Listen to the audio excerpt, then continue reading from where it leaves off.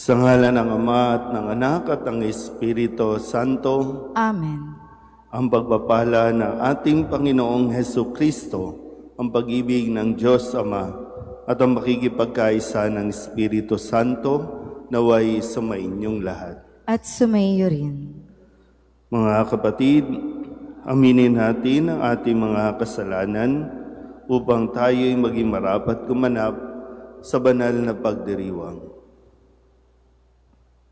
Inaamin ko sa makapangyarihang Diyos at sa inyo mga kapatid na lubha akong nagkasala sa isip, sa salita at sa gawa at sa aking pagkukulang. Kaya isinasamo ko sa mahal na Birheng Maria, sa lahat ng mga anghel at mga banal, at sa inyo mga kapatid, na ako'y panalangin sa Panginoong ating Diyos. Kaawaan tayo ng makapangyarihang Diyos, patawarin tayo sa ating mga kasalanan, at patnubayan tayo sa buhay na walang hanggan. Amen. Panginoon, kaawaan mo kami. Panginoon, kaawaan mo kami. Kristo, kaawaan mo kami. Kristo, kaawaan mo kami. Panginoon, kaawaan mo kami. Panginoon, kaawaan mo kami. Manalangin tayo. Ama naming makapangyarihan, sa masaya naming pagdiriwang sa 40 araw na paghahanda sa pagkabuhay at sa pakikinabang namin sa salo-salong banal ng paghahaing ipinagkamit namin ng katubusan, ikagalak nawa namin ang dulot nitong kabutihan sa pamamagitan ni Hesu Kristo kasama ng Espiritu Santo magpasawalang hanggan. Amen.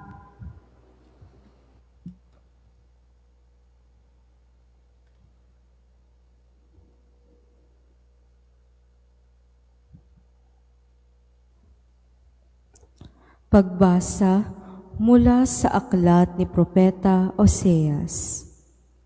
Halikayo at tayo'y manumbalik sa Panginoon, pagkat ang nananakit ay siya ring magpapagaling. Siya ang nanugal, kaya siya rin ang gagamot. Sa loob ng 2 araw ay mapalalakas niya tayo uli, at sa 3 araw, tayo'y kanyang ibabangon upang mamuhay sa kanyang pagtangkilik. Halikayo, sikapin nating makilala ang Panginoon. Tiyak na tutugunin tayo sa ating panawagan. Sintiyak ng pagdating ng bukang liwayway, darating siyang walang pagsala, tulad ng patak ng ulan na dumidilig sa kaparangan. Ano ang gagawin ko sa iyo, Ephraim? Ano ang gagawin ko sa iyo, Huda? Ang pag-ibig ninyo sa akin ay tulad ng ulap sa umaga, gaya ng hamog, nadagling napapawi. Kaya nga, ipahahampas ko kayo sa aking mga propeta. Lilipunin ko kayo sa pamamagitan ng aking mga salita at simbilis ng kidlat ang pagkatupad ng aking hatol. Sapagkat katapatan ang nais ko at hindi hain at pagkakilala sa Diyos sa halip ng handog na susunugin. Ang salita ng Diyos. Salamat sa Diyos. Katapatan ang naisin, kalakip ng paghahain. Katapatan ang naisin, kalakip ng paghahain. Ako'y kaawaan, o mahal kong Diyos, sang-ayon sa iyong kagandahang loob, mga kasalanan ko'y iyong pawiin. Ayon din sa iyong pag-ibig sa akin, linisin mo sana ang aking karumihan, at ipatawad mo yaring kasalanan. Katapatan ang naisin, kalakip ng paghahain. Hindi mo nanais ang mga panghandog, sa haing sinunog, di ka nalulugod. Ang handog ko, O Diyos, na karapat-dapat, ay ang pakumbabat, pusong mapagtapat. Katapatan ang naisin, kalakip ng paghahain. Iyong kahabagan, O Diyos, ang Sayon, yaong Jerusalem ay muling ibangon. At kung magkagayon ang handog na haing dala sa dambana, torong susunugin, malugod na ito'y iyong tatanggapin. Katapatan ang naisin, kalakip ng paghahain.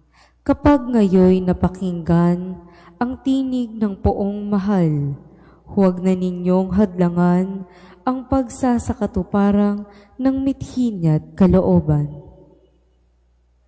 Katapatan ang naisin, kalakip ng paghahain. Magsitayo na po ang lahat. Papuri sa'yo, Panginoong Heso Kristo, Hari ng walang hanggang kapurihan. Kapag ngayoy napakinggan ang tinig ng poong mahal, huwag na ninyong hadlangan ang pagsasakatuparan ng mithin at kalooban. Papuri sa'yo, Panginoong Heso Kristo, Hari ng walang hanggang kapurihan.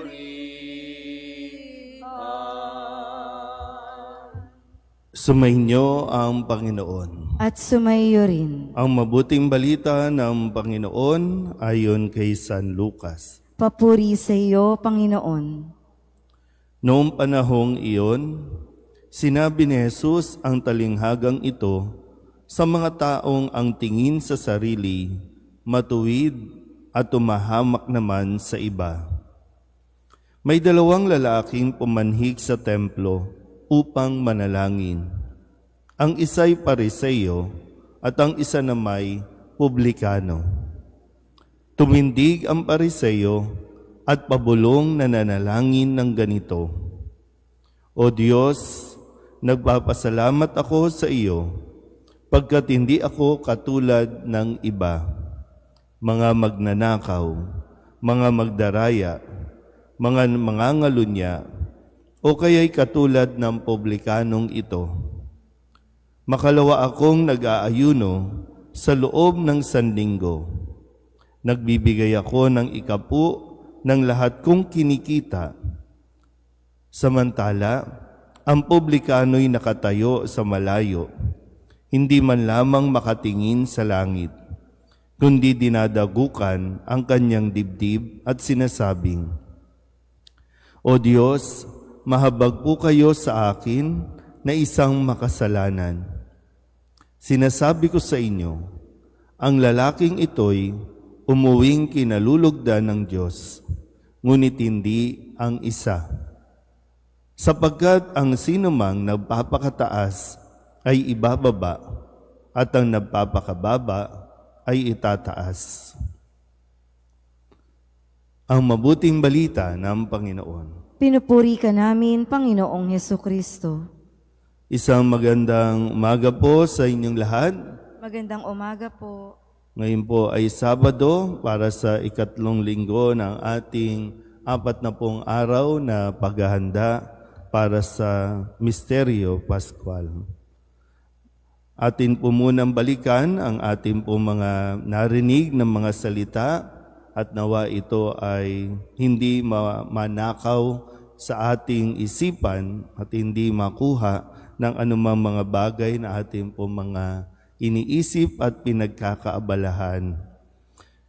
Nung Lunes, matapos po na siya ay, kung kayo po ay nakapagsimba ng Lunes, matapos po na siya ay pagbintangan o hindi tanggapin sa kanyang sariling bayan at sa kanyang mga tinuturo, si Jesus ay binalak na ihulog sa bangin dahil sa kanyang mga sinabi na nakasama ng loob ng kanya pong mga kausap.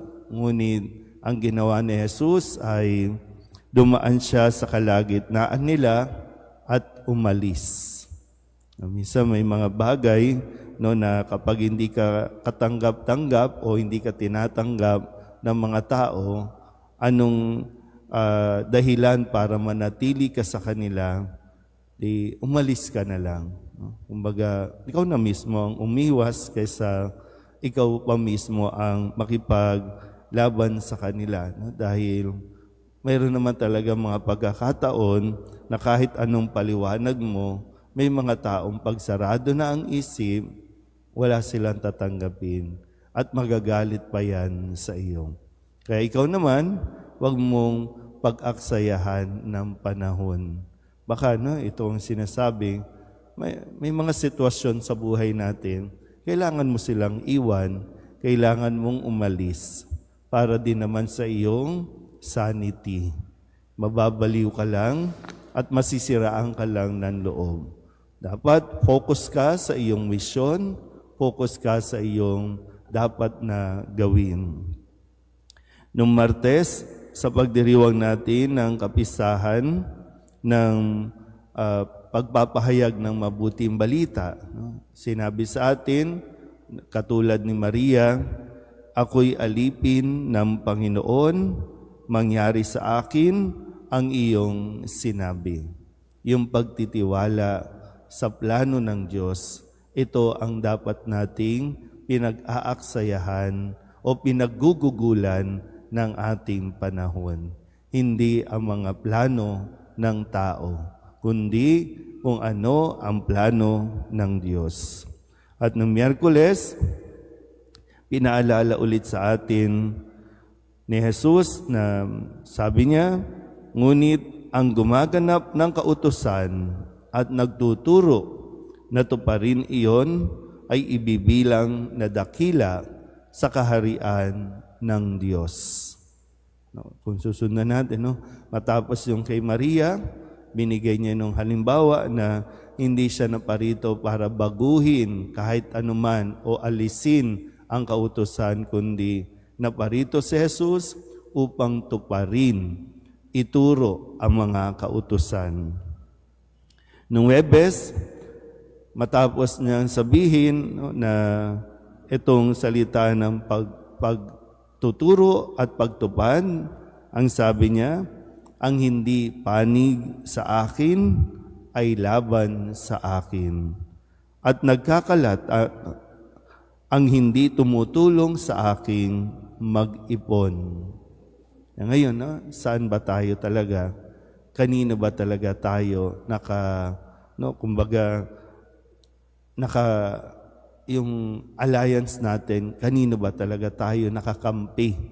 Kay Jesus ba talaga tayo o sa iba? Kahapon, Biyernes, sa pagdulog nung isang iskriba, yung sa kanyang tanong, ano ang pinakamahalagang utos? At nang masagot din niya na ang pinakamahalagang utos, unang-una ay ibigin ng Diyos, pangalawa, ibigin ng kapwa gaya ng iyong sarili. Nang makita ito ni Jesus doon sa tao na nagtanong sa kanya, sinabi niyang, malapit ka nang mapabilang sa mga pinaghaharian ng Diyos. So, kailangan din natin makita, lalo na tayo mga taga-simbahan, nasaan nga ba tayo pagdating sa kautusan? Nasaan tayo sa pagsasabuhay o pagtupad nito? Kasi tandaan niyo po, hindi nangangahulugan, perfect attendance tayo kapag misa, sa langit na tayo. Dahil lang titingnan din sa atin ang pamantayan, paano natin isinasabuhay ang mga kautusan ng Diyos.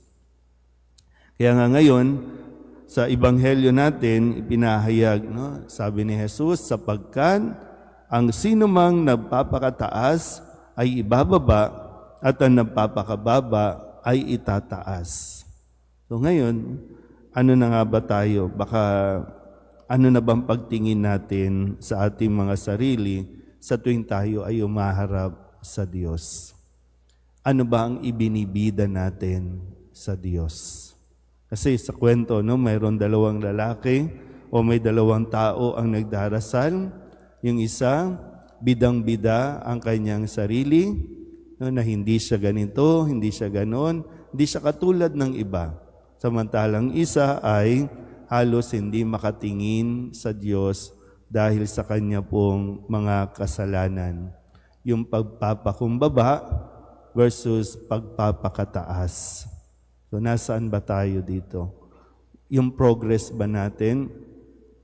Na minsan na rin naman tayong pinatawad ng Diyos at patuloy na pinapatawad ng Diyos. Pero baka lang nakakalimutan natin, no? Dahil nga minsan, matagal na ako sa simbahan, ibig sabihin, mabait na ako, ibig sabihin, ay talagang tumutupad na ako. Pero tayo mga taga-simbahan, ang numero unong nagiging judgmental sa iba. Imbis na magdasal tayo, na tayo ay matutong magpakumbaba, kaya lang nakapokus tayo sa mga bagay na hindi natin ginagawa. Mga bagay na nagpapayabang sa atin, mga bagay na nagpapaangat sa ating pagtingin kumpara sa iba. So sikapin lang natin, no? Kahit naman po na tayo ay lagi nagsisimba, hindi pa rin naman tayo nakakaligtas sa mga panunukso. Hindi pa tayo talaga yung 100% nakakatanggi sa kasalanan. Pero basta pagdating sa harapan ng Diyos, ang tinitingnan lang naman niya ay kung tayo ba ay nagpapakumbaba. So minsan, di ba, pag tayo nga lumalapit sa Diyos, ang lagi natin sinasabi, ano ba, pag ngayon tinanong ko kayo, kailan tayo na huling nagkumpisal? O kaya pag iniimbitahan tayo na magkumpisal, anong sinasabi natin? Wala naman po akong kasalanan. Minsan nga, kapag nasa kumpisal na, no, Father, wala naman po akong kasalanan. Maganya tayong attitude, no? So, sigurado ba talaga wala tayong kasalanan? O ayaw lang natin talagang aminin na tayo po ay nagkasala? So muli, ang titingnan sa atin ni Jesus o ng Diyos, hindi yung bigat o laki o kaya naman liit ng kasalanan. Ang tinitingnan niya sa atin kung ating bang puso na lumalapit sa Kanya ay nagpapakumbaba. Amen?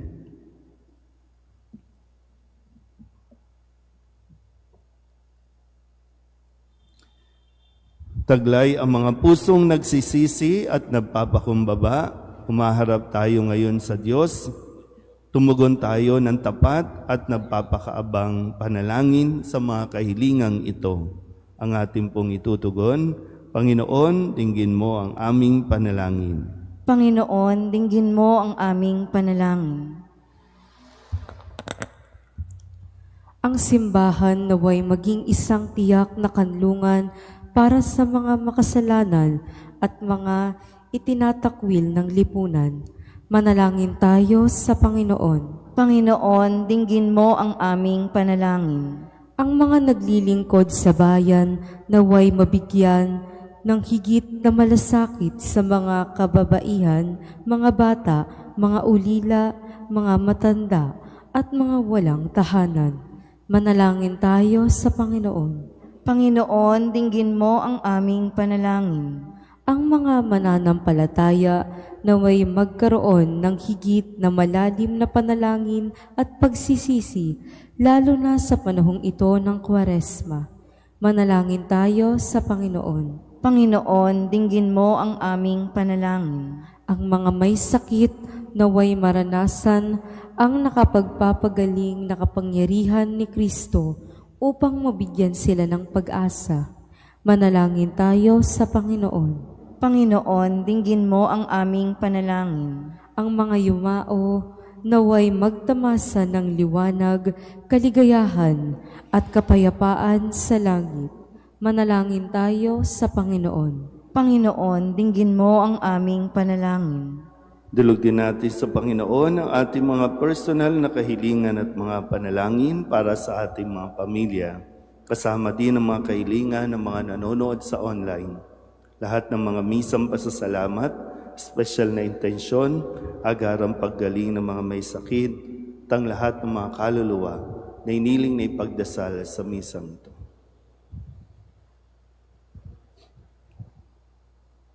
Ang lahat ng ito iniling namin sa ngalan ni Kristo ang aming Panginoon. Amen. Sa iyo, Ama, aming handog, ang tinapay at alak na ito, handog ng iyong bayang sumasamo, humihingi ng patawad mo.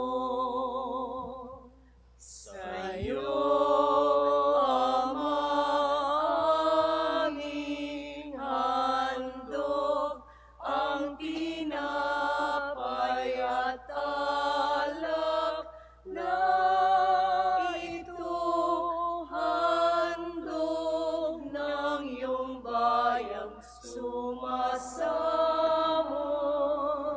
humihingi ng patawad mo. Magsitayo na po ang lahat. Manalangin kayo mga kapatid upang paghahain natin ay kalugdahan ng Diyos amang makapangyarihan. Tanggapin nawa ng Panginoon itong paghahain sa iyong mga kamay, sa kapurihan niya at karangalan sa ating kapakinabangan at sa buong sambayanan niyang banal. Ama naming lumikha, sa iyong kagandahang loob, dinalisay mo kami upang sa iyo'y makadulog. Sa pagdiriwang na ito ng maringal na paghahandog, maihainawa namin ang inyong ikinalulugod sa pamamagitan ni Jesucristo kasama ng Espiritu Santo magpasawalang hanggan. Amen. Sumainyo ang Panginoon. At sumaiyo rin, Itaas sa Diyos ang inyong puso at diwa. itinaas na namin sa Panginoon. Pasalamatan natin ang Panginoong ating Diyos. Marapat na siya ay pasalamatan. Ama naming makapangyarihan, tunay ngang marapat na ikaw ay aming pasalamatan sa pamamagitan ni Jesucristo na aming Panginoon. Minarapat mong ang pagtitiis para sa paghihirap ay maging tagapagpahiwatig ng pasasalamat na aming inihahain ngayon sa iyong hapag. Ang iyong anak ay ulirang tagabigay ng pagsasaluhan sa mga nagugutom at mga nauuhaw. Sa pagsunod namin sa giliw mong anak, ang pagkamaawain mo ay aming ginaganap upang ang pag-iimbot ay mapawing lahat sa aming pag-uugali at gawaing binabalak. Kaya kaysa ng mga anghel na nagsisiawit ng papuri sa iyo, nang walang humpay sa kalangitan, kami nagbubunyi sa iyong kadakilaan.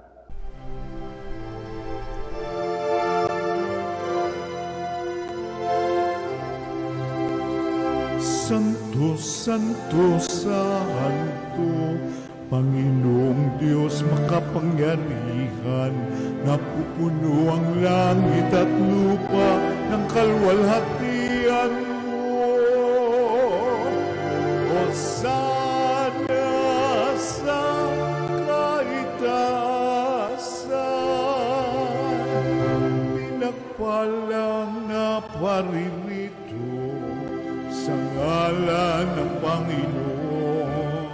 Hosana sa kaitaasan.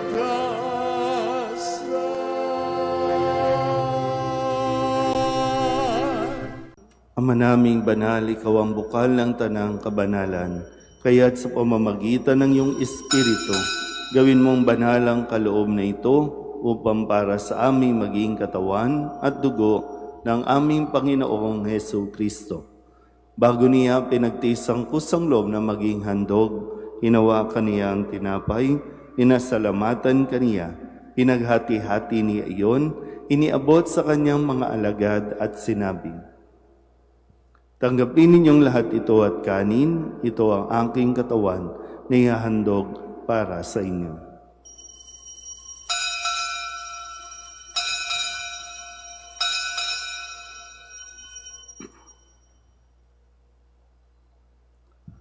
Gayun din naman nung matapos ang hapunan, hinawakan niya ang kalis, Muli kaniyang pinasalamatan.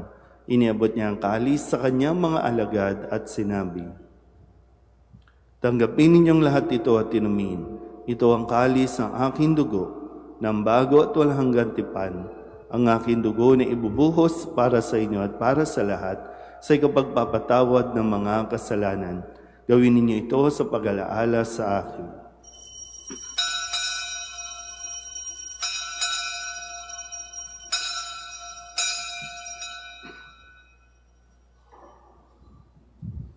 Ipagbunyi natin ang misteryo ng pananampalataya. Si Kristo'y namatay, si Kristo'y nabuhay, si Kristo'y babalik sa wakas ng panahon. Ama, ginagawa namin ngayon ang pag-alaala sa pagkamatay at muling pagkabuhay ng iyong anak. Kaya tiniaalay namin sa iyo ang tinapay na nagbibigay buhay at ang kahalis na nagkakaloob ng kaligtasan. Kami nagpapasalamat dahil kami iyong minarapat na tumayo sa harap mo para maglingkod sa iyo. Isinasamo namin kami magsasalo-salo sa katawan at dugo ni Kristo ay mabuklod sa pagkakaisa sa pamamagitan ng Espiritu Santo. Ama, lingapin mo ang iyong simbahang laganap sa buong daigdig. Puspusin mo kami sa pag-ibig kay San Francisco na aming Papa at ni Jose na aming Obispo at ng Tanang Kaparian. Alalahanin mo rin ang mga kapatid namin na himlay na may pag-asang sila'y muling mabubuhay, gayon din ang lahat ng mga pumanaw. Kawaan mo sila at patuloyin sa iyong kaluwanagan. Kawaan mo at pagindapating kaming lahat na makasalo sa iyong buhay na walang wakas. Kaysa ng mahal na Birhen Maria na ina ng Diyos, ng kabiyak ng puso niyang si San Jose. Kaysa ng mga apostol at ng lahat ng mga banal na namuhay dito sa daigdig ng kalugod-lugod sa iyo, may pagdiwang nawa namin ang pagpupuri sa ikararangal mo sa pamamagitan ng iyong anak na aming Panginoong Hesukristo. Sa pamamagitan ni Kristo, kasama niya at sa Kanya, ang lahat ng parangal at papuri ay sa iyo, Diyos Amang makapangyarihan, kasama ng Espiritu Santo, magpasawalang hanggan.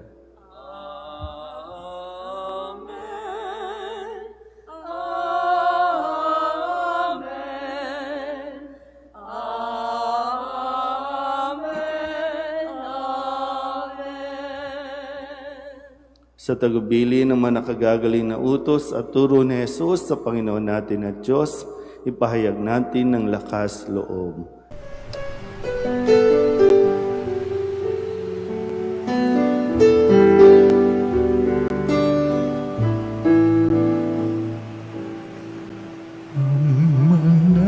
namin sumasalang ka, sambahin ang ngalan mo, mapasamin ang kaharian mo, sundin ang loob mo dito sa lupa para ng sa langit. Bigyan mo po kami ngayon ng aming kakanin sa araw-araw at patawarin mo kami sa aming mga sala para ng pagpapatawan namin sa nagkakasala sa amin, at huwag mo kaming ibang dulot sa tukso, at yadya mo kami sa lahat ng masama. Hinihiling namin kami iadya sa lahat ng masama, pagkalooban ng kapayapaan araw-araw, iligtas sa kasalanan at ilayo sa lahat ng kapahamakan, samantalang aming pinananabikan ang dakilang araw ng pagpapahayag ng tagapagligtas namin sa Hesu Kristo. Sapagkat iyo ang kaharian at ang kapangyarihan at ang kapurihan, magpakailanman. Amen. Panginoong Hesu Kristo, sinabi mo sa iyong mga apostol, kapayapaan ang iniiwan ko sa inyo, ang aking kapayapaan ang binibigay ko sa inyo. Tunghayan mo ang aming pananampalataya at huwag ang aming mga pagkakasala. Pagkalooban mo kami ng kapayapaan at pagkakaisa ayon sa iyong kalooban, kasama ng Espiritu Santo, magpasawalang hanggan. Amen. Ang kapayapaan ng Panginoon ay laging sumainyo. At sumaiyo rin. Magbigayan po tayo ng kapayapaan sa isa't isa.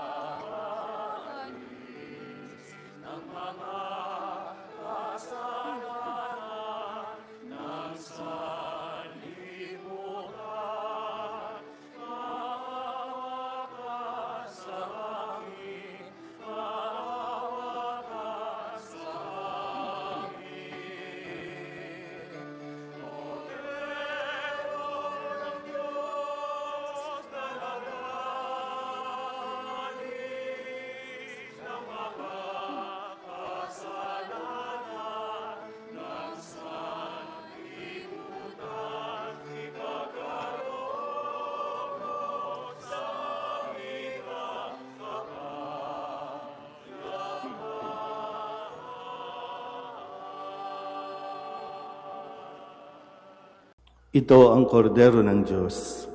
Ito ang nag-aalis ng kasalanan ng sanlibutan.